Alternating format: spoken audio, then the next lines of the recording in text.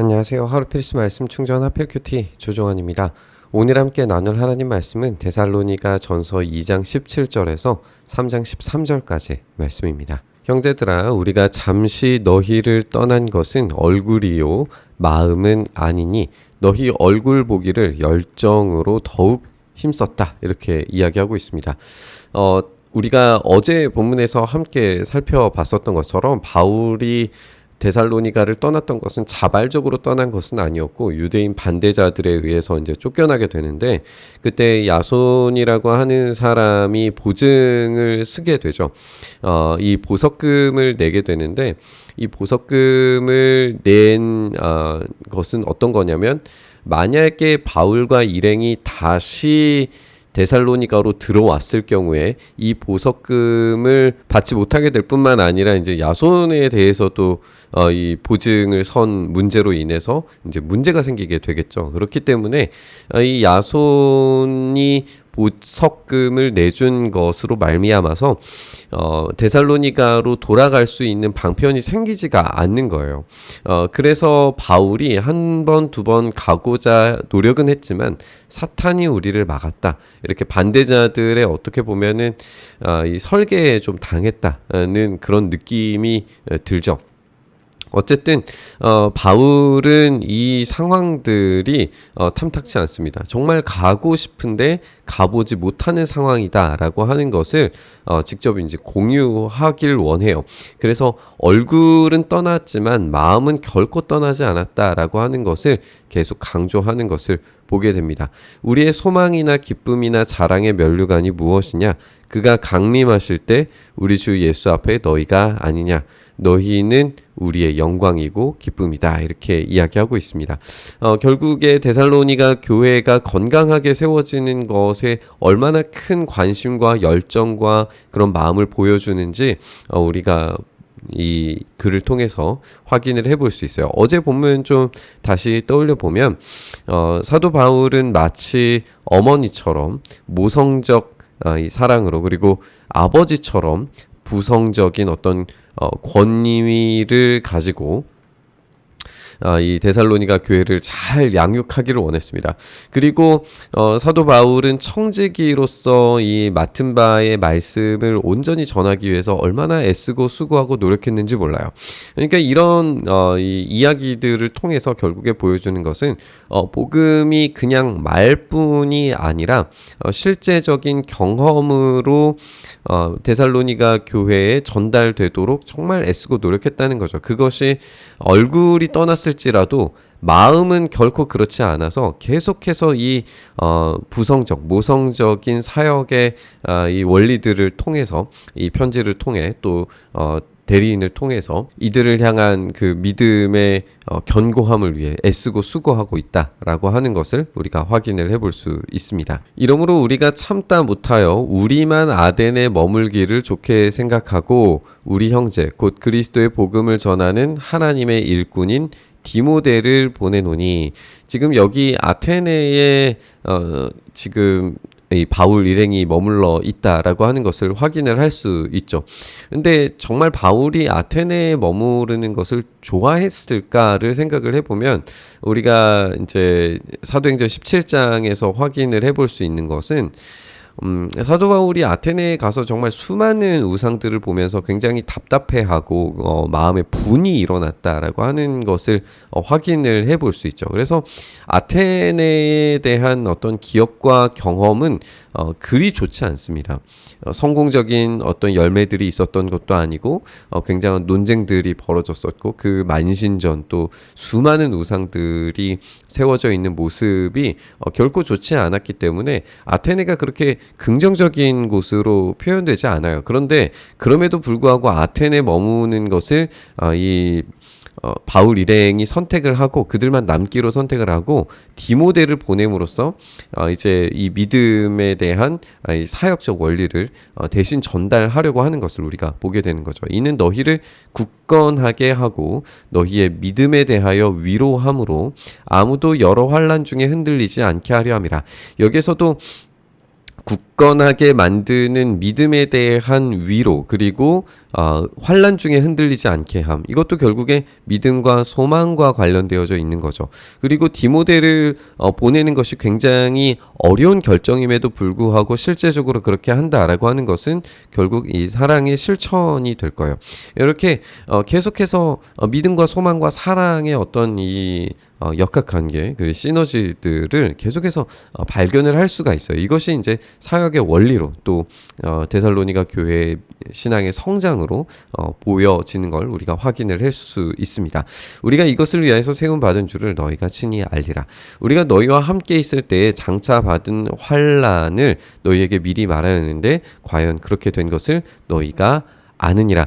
그러니까 이런 것들을 통해서 확인할 수 있는 건 뭐냐면, 이 복음은 결코 말이 아니라 실제적인 경험으로 드러나게 된다는 거예요. 미리 이제 경고했던 이 환난, 복음을 받아들임으로 말미암아서 생겨지는 이 환난에 대해서 미리 경고했는데 과연 그렇게 된 것, 이것은 결과물이고 경험입니다. 그리고 이 결과와 경험을 통하여서 확신 있게 받아들일 수 있는 것은 무엇이냐면, 결국에 복음이 승리할 것이고 이 소망을, 인내를 온전히 이루었을 때에 이 복음은 우리를 실망시키지 않으리라고 하는 거예요. 이 소망이 결코 헛된 것이 아니라는 것을 보여준다라고 하는 거죠. 이러므로 나도 참다 못하여 너희 믿음을 알기 위하여 그를 보내었노니, 디모데를 보냈다는 거죠. 이는 혹 시험하는 자가 너희를 시험하여 우리의 수고를 헛되게 할까 함이니, 여기서 이 시험하는 자는 결국 유대인 반대자들이 될 수 있겠죠. 유대인 반대자들이 바울 일행을 쫓아냈기 때문에 이들은 복음이 가지고 있는 그 영향력에 대해서 이미 알고 있었던 것으로 보여지죠. 그것을 반대하고, 그리고 그 변화에 대해서 로마 시민 사회 속에 이들이 얼마나 위험한 존재들인가에 대해서 계속 이야기하려고 했던 것으로 보여지죠. 그래서 이 시험하는 자들을 통해서, 이 유대인 반대자들을 통해서, 또는 이제 유대교의 어떤 율법을 지켜야 된다라고 말하는 율법주의자들을 통해서 참된 믿음이 아니라 오염된 믿음을 받아들이면 어떻게 할까라고 하는 어떤 걱정들이 있었던 것으로 보여지죠.